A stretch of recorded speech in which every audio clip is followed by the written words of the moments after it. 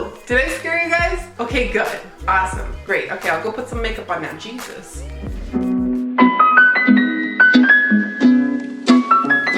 Okay, are we good? This is a good costume, right? We're good? Okay, great. Okay, welcome back to my channel, guys. If you're new here, hello, welcome. Thank you for popping in.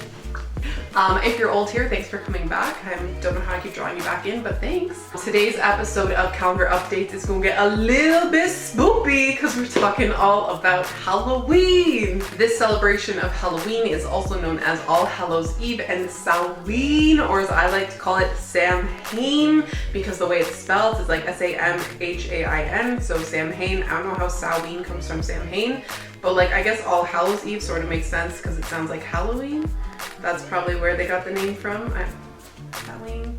So great. Anyways, happy Samhain, guys. So Samhain and or Halloween originated in a Celtic or pagan tradition. Samhain is the middle harvest in between the fall equinox and the winter solstice. So this is kind of like the inviting part of the year, inviting all the darkness in, because the winter solstice is the darkest day of the year. So at that point, the light starts to be reborn again. So at this point, we're like inching closer to the darkest day of the year. So that's why it's very spooky at this time of year. Also, it's kind of like common knowledge in more spiritual traditions, such as paganism or Celtic traditions, that this time of year is also where the veil is at its thinnest. Specifically on October 31st, the veil is at its thinnest, which means this is the best time for us to connect to our ancestors and beings that live on the other side of the veil, such as elementals, the fairies, the elves, the vampires. So due to this belief that the veils are at their thinnest this time of year, there's an old tradition or an old belief that monsters and demons and ghouls and ghosts would be able to slip through the veil on October 31st and come into our dimension. So there was a tradition that was created where people would dress up as ghosts or ghouls or monsters or whatever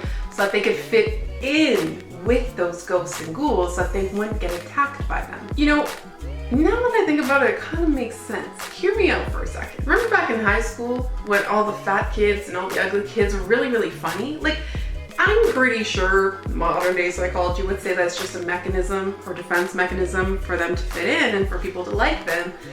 But if you think about it, they're ugly like the creatures, so they're warding off the bad spirits and not being bothered by them, so they're surrounded by good spirits, which are probably feeding them really good one-liners and really, really funny content.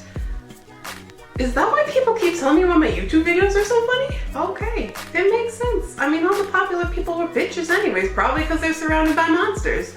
Anyways, so in older traditions, people dress up, wear masks, whatever, in order to fit in with the ghosts, the creatures, and the monsters. And now we know that as trick-or-treating, so that's where that tradition came from. Luckily for us, consumerism and capitalism kept this tradition alive, and so now we just spend $70 on a costume to dress up like a rabbit or something like that.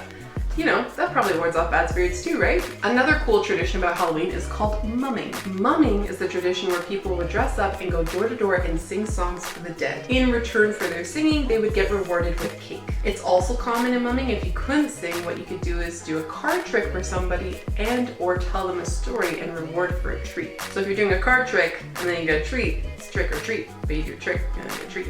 So yeah, anyways, so that's trick-or-treating, and that's where that originated from. Fast forward to today, and this tradition is still alive and thriving as well. We dress up, we go out, we go house to house, we grab 2 pillowcases full of candy, chocolate, chips, whatever our hearts desire, or whatever people give to us.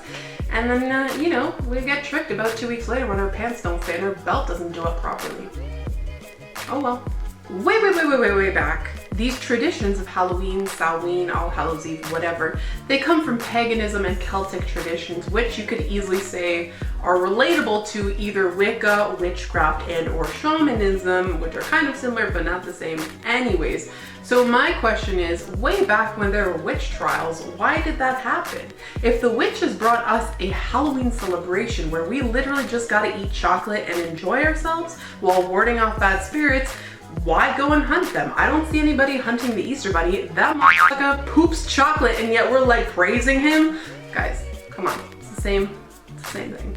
Also, now that I think about it, why is it that we eat sweets during both of the equinoxes? So let's just circle back to the beginning of the video where I was talking about October 31st, the thinning of the veils, and how it's easiest for us to connect to the spiritual realms and the spiritual dimensions. This is a great time for us to connect to our ancestors, so I wanted to give you guys a little bit of a ritual or a craft that you can do on October 31st so that you can honor and connect in with your ancestors. All you need for this ritual is a simple candle. It can be something as simple as a tea light, or you can get a larger candle like a taper candle where you can write more than one person's name on it. All you need to do for this ritual is to simply write down the names of the people that you want to honor on this candle. For the most part, if you're using a tea light candle, you're only going to be able to use one person's name. But if you do a taper candle, you can write multiple people's names and honor multiple people at the same time. Once you're completed writing down the names of the people that you want to honor on your candle, all you need to simply do is place the candle in the windowsill on October 31st and light it up. Doing this symbolizes that you're lighting up the path for your ancestors wherever they are on the other side of the veil. As you can see, beside my candle, I have a clear quartz crystal which amplifies the energy. This is totally optional and you don't have to do it though. So that's kind of cool, right? Like I don't know, I personally love doing it. I do it every year. I love to honor my ancestors and bring light to them and their paths on the other side.